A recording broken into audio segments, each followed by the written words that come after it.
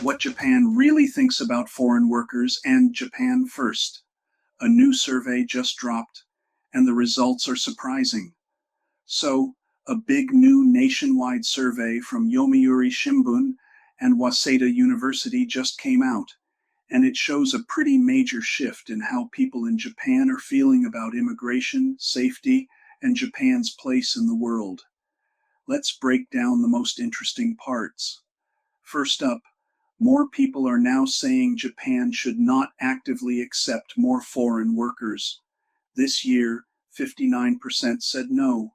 Last year, 46% said no. That's a huge jump in just 1 year. Why are people saying no? The top reasons were concerns about public safety, worries about language and culture problems. So even though Japan desperately needs workers, a lot of people still feel uneasy about the idea of bringing in more foreign labor. 2.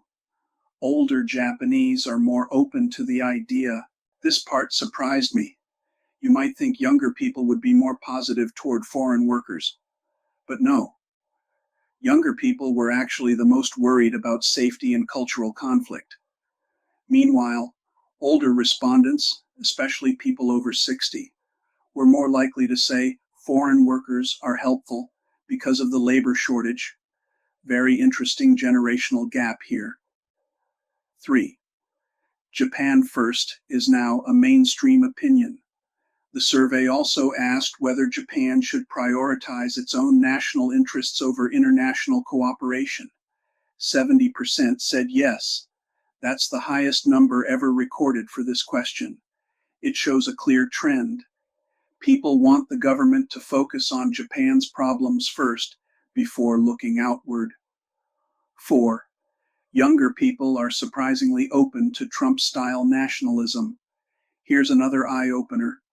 Overall, 28% of respondents said they sympathize with Donald Trump's America First approach.